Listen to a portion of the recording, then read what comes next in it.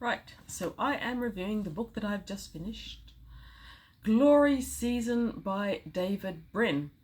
David Brin is not by any means a new author. This book was actually copyrighted in 1993 and it was reprinted a whole heap up until 1999. He's got other books from the 2000s, but I myself I'd not read him before. For a start, though it's clearly science fiction, and clearly my sort of speculative fiction in that it concentrates on societies and possibilities of how science is going to influence societies. I don't actually know anyone else who has read David Brin, so I hadn't had him recommended by anyone. And the other thing is, when he first appeared in my recognition was when I started seeing his books in second-hand shops and op shops. And one thing about Brin seems to be that no book appears to weigh in at less than about 600 pages. That's a lot of commitment for a book by an author that you haven't had recommended by anyone personally. And the fact that it's a Hugo and Nebula winning author doesn't really get me going either, because plenty of Hugo and Nebula winning authors weren't that great. David Brin, however, is great. This book was magnificent. I picked it up sight unseen when I didn't have very many science fiction books on my to-read shelf, which is certainly not the case anymore. And I thought the notion as described on the book sounded interesting. Not terribly exciting, but quite interesting. And then I flipped open and read a little bit here and there. And I noticed that thing where some authors just click with you. You get a zing from reading the actual words, and others, like Sterling, who I recently finished, however good the plot building, however good the story, the writing just doesn't zing for you. David Brin zinged, so I bought it. And there is a lot here. It's a big book, sure. It's well worth the investment of time. And now I know I'll probably read a lot more David Brin. So the theme behind this story is we are on a world that has been settled, and we know that it's been settled from the beginning. The world's name is Stratos, and it was settled many generations ago, though we start off a little bit ambiguous about how long, by a woman called Lysos and a team of founding mothers. What they wanted to do was they wanted to trial a world in which the majority of the population are women, and they wanted to eliminate male violence. Now, this is a theme in many books. Not all of them are fiction. There's various feminist tracts that also talk about how a matriarchal or feminist-based society is bound to be less violent than male. I've always been dubious about that. And Brin doesn't really enter into this question, but his world that he's created here, the majority of the population are women, and they rely on cloning rather than sexual reproduction to continue the species. The clone clans that result are largely wealthy and influential, and the clone matriarchies have long-term goals, as the future is something they consider theirs, as their clones are an extension of themselves. Now, whether that is actually how any intelligent individual is going to feel when they face death or destruction, even no matter how many daughters and sisters are out there, is a question that Brin does actually touch on lightly toward the end. I've always thought it dubious. Now, as well as the majority of the population being women who are cloned, Lysis, who was part of the biology of the founding mothers, who laid down the goals that are the societal goals, and they feature throughout this book as laws and things that everyone believes and have been taught, and everyone venerates the founding mothers, Lysos in particular. She's virtually achieved a kind of logical level godhood almost. They haven't eliminated men, and they haven't eliminated sexual reproduction for good genetic reasons that Brin addresses in his afterword. You have seasonal reproduction, sexual reproduction, and seasonal cloning reproduction. So the winter-born children are all clones, and the summer-born children are through sexual reproduction. That ensures the continuation of a male line that, in this book at least, is required for cloning to work. Bryn is coy about the actual genetic and scientific details of how the cloning is accomplished, and that's probably just as well, all things considered, because I don't know that cloning in higher vertebrates, some lizards and amphibians, but not higher vertebrates, is something that a lot of science is really going to back up. I could be wrong. It's been a while since I studied science. Anyway, our book begins with twins who are summer-born children, so they're a result of sexual reproduction. Twins are quite rare. Maya and her sister, whose name is Lay, something, Val Soup. They're twin sisters from a clone matriarchies. They've just achieved their 3rd birthday, which would be 15 in Earth years, and they are now sent out into the world to sink or swim on their own, because that's what this particular clone family does. All clone daughters stay behind and are loved, cared for, and have a position in society. All sexually reproduced daughters are thrown out to see where they end up. Cruel? Yeah, pretty much. Also, the natural born what we would consider natural born daughters, but which they don't, are called vars, which I'm going to say is slang that arose from variable or variety, but it's a derogatory in this society. Now, it took me a while to really get into this book. I enjoyed it from the start, but it didn't really grab me and pull me in until about 300. So I wondered about a few things in the early bits. In the early pages, one of the things that I seriously thought was an elephant in the room, sapphic love, romance, and sex, largely seemed absent from the description of this world. Later, a little bit of mention of how it fits in comes around into the social political structure, but Bryn remains pretty coy on the topic. At first I thought that was a little bit ridiculous, since Maya and her twin at 15 Earth years, when we encountered them, would have had hormones. I expected more, and it wasn't really provided. Two things that I thought of later on. A, it might be smart on Bryn's part to avoid it. He's a male writing about matriarchies. I'm sure there's plenty of people that object to that book on that alone. I don't. I think he does a great job. And speculative fiction allows you to speculate on whatever you like. So, of all the speculative fiction I've read, females aren't always good at speculating about males, but they're allowed to, so I see no real reason why males shouldn't be allowed to speculate about females. Especially when they do as great a job as this one. Okay, so even though it was a slow startup, it became so exciting, so dramatic. Not for a second did I consider putting this book down, by the way. In the early part, when it was going slower, I had time to quibble about small details. I found in the early parts especially, there was a quirk in the writing. Occasionally annoyed me, occasionally it didn't. So whenever something really exciting was happening, with Maya, May, whatever her name is. So we're in the storm of a ship at sea and she's in danger of being blown overboard. Oh, time for a flashback about her and her twin when they're about 6 years old, climbing over the roofs of the clone house. Later on, kidnapped, being stolen across the plains by who knows whom to who knows who what future. Ah, time for a flashback about the sours of the clone house. Really thrilling occurrence should not necessarily equal flashback time.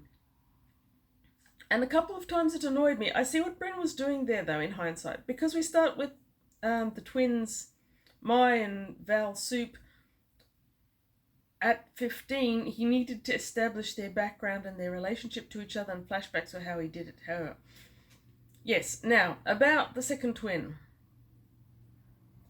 The first one, Mai, M-A-I-A, is pronounceable, even though it's all vowels, because the letter M carries it through. So whether it's Maya or May, I don't really much care, but her sister doesn't work as well. L doesn't carry the same gravitas as the letter M, and L-E-I-E just is unpronounceable and confusing and vowel soup. Lee, lie, lay, la, something or other. Anyway, I didn't like her name. I don't think that was why I found her annoying. I did find her very annoying. But the vowel soup didn't hurt. That I couldn't hear her name inside my head bothered me. Okay, something that I noticed early on was that there was a definite bow to Ursula Le Guin's The Left Hand of Darkness, a great book that I'm sure many people will have enjoyed more in its themes and its explorations of matriarchal society than this. I actually enjoyed this better than The Left Hand of Darkness, a book that I did very much enjoy and now want to reread again. While reading it, a few times I was reminded strongly of Aldous Huxley's Brave New World in terms of creating a forcible, genetically stable society and its use of cloning. That relationship is actually mentioned by Bryn in his afterword, and I thought it was kind of good when I read that. It's like that the influence is definitely there, but the conclusions and the things that he does with his world and the questions he uses his world to ask and answer are quite different from Aldous Huxley, which was good. What else annoyed me in the early bits? Maya's level of naivety was often head desk level, and it did bother me a couple of times. But in the beginning, she was only 15. She came from very limited background, having grown up her entire life in a clone house. She did mature. She turns 16 around about halfway through the book, and as her experiences change her, she becomes more cynical, a little bit less inclined to trust people, and she does mature. As part of this naivety, at one point, oh, this is a spoiler. Okay, the world building in this book is exceptionally intricate, detailed, and fascinating. I think that if you haven't read it, you should read it. If you haven't read it and plan to read it, go away now and come back later, because I'm about to start spoiling it quite a bit. So, spoiler number 1 that relates to Maya's level of naivety. She is being kept captive at one stage by a couple of clans in this half-completed fortress that was originally built as a man's retreat, because men get sequestered away at certain times of the year. She manages to start an intricate communication using electric pulses with another prisoner and talks with them during her capture using the game of life, which I'll talk about later. At no point has she got any suspicion that the person she is talking to is anything but another woman. It is very clear to us, the readers, that it's a man, that it is in fact the envoy from the stars that has precipitated a lot of unrest and a large portion of the plot in this book. But, well, we as readers got hints. She should have still suspected it. It was telegraphed to us by the author that she doesn't suspect it because she's just not used to thinking of men in terms of equals.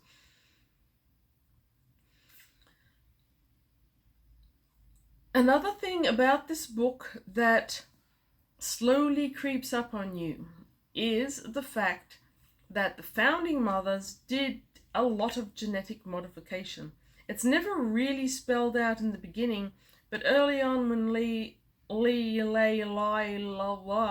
Val, Al, and Maya are on board ships with coal dust, it mentions Maya closing her negating membranes to keep the coal dust out of her eyes.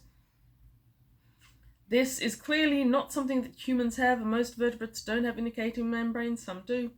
And slowly it builds up to the fact that all of them are significantly genetically modified. And it manages to do this without any info dumping. This whole book manages to avoid info dumping in a huge way. And I suppose that's part of the 600 page count. You don't need to info dump when you've got all the time to develop, but some large books still do it. Bryn doesn't. Bryn develops the story and keeps giving you hints until when you finally get the background to the hints, genetic modification, able to drink seawater, when you finally get the actual explanation, it doesn't feel like you're being info dumped on. It fits in with stuff that you already know inside your head, which is really quite amazing. Okay. The annoying Val Soup twin, beginning with L. She died. I was so happy. I was so happy when she died. I didn't like her. She was annoying. She never shut up, and she never said anything sensible. And I wanted her to stay dead. She didn't. I don't think that's really a spoiler. I saw it coming. I was sure we were going to have a layback, and not just because of that stupid cover. I never really expected her to stay away. And then she dies again and comes back. But luckily she comes back the first time. Toward the end, you don't have to put up with much of her. She shuts up a bit more often. And the third time she comes back from the dead, regretfully, we don't get to see her at all. So hooray for that. Renna, the man from the stars. He's known as a peripatetic, I think it's called. Basically, they're a whole heap of scouts that go to stars that have been settled but have split away from the phyla, as Bryn calls all the human-based stars. Apparently, genetic modification and cloning were common themes in several of them, and had been common in the land from which Lysis and the founding mother had left in order to establish Stratos. I guess this ties into Bryn's greater world building, because I believe he's got a whole universe and many of his books are set in it. So, yeah. Probably. What else? The level of science in here is good. There's just enough physics, engineering, astrology to make it feel science fiction-y. There's a lot of use of navigation and navigational aids, and it fits in well with the book. A major theme is a game called Life. Now, the first time Life came in, Life, by the way, is a pre-programmed game in which squares are either black or white, black being life and white being death. The idea is that with each turn, squares change colour depending on the squares around them. And at first I thought this is a silly game and I don't see why it's in here, but it becomes more and more important. It's used as a means, remember I've already said spoilers, that let Renna and Maya talk to each other in captivity. It allows Maya and Renna to establish a game on board a ship later on. It allows Maya to understand what a good brain she has for patterns, because Maya's really big pattern, which she doesn't share with her twin, by the way, is in patterning. She sees patterning and understands it in a way that other people don't. So Life, a game that originally annoyed me and how much it was appearing, ended up being a really good part of the plot. And apparently Bryn didn't invent it.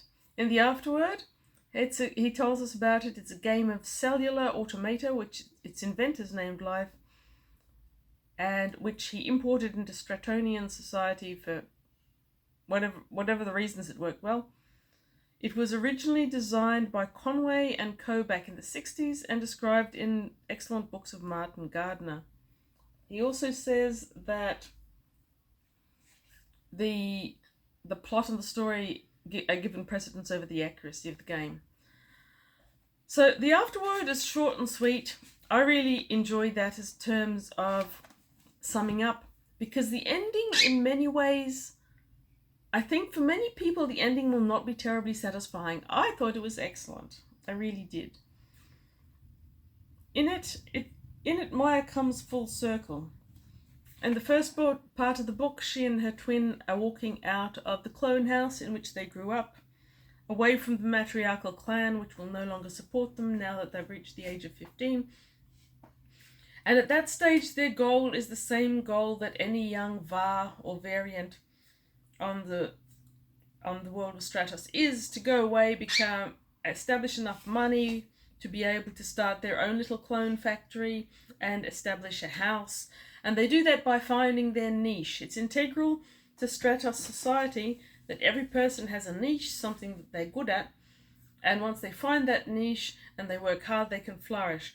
Of course, any society always has a superfluous level of humans, many of whom are competing for the same niche, and that is also addressed in the book in terms of how stable, how fair is the society, how much does it actually achieve the goals of Lysos and the founding mothers. And a lot of that is something that we see through the eyes of Renna, who's a spaceman who's come from other planets and seen many where cloning has been attempted, matriarchy has been attempted, and whether or not they work. So that's their goal. Maya's goal when she's leaving the first clone house. She and her twin are going to go out there and create their own life.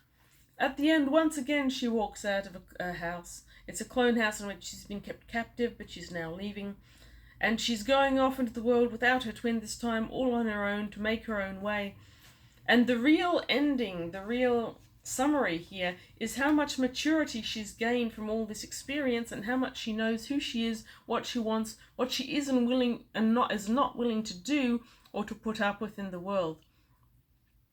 And I think not everyone will love this ending, because she doesn't achieve fame, she doesn't achieve fortune, she doesn't achieve any of the goals she really had here in the book. But I loved it.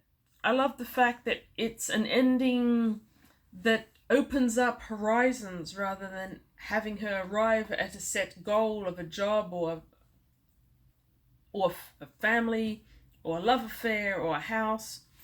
Instead, the ending is actually a level of maturity that many 16 or 17-year-olds could aspire to, and a recognition of whatever her place in the world is, it's going to be one that she chooses. Anyway, I've rambled on enough about this. Excellent book, David Brin, Glory Season. I'm sure most people who will read this review will already know this book, got there ahead of me, but I'm very glad that I did eventually get there, because it's a great science fiction book. I look forward to more David Brin in the future. And if you have read a lot of David Brin, feel free to tell me which one I should go for next, because there's a lot out there.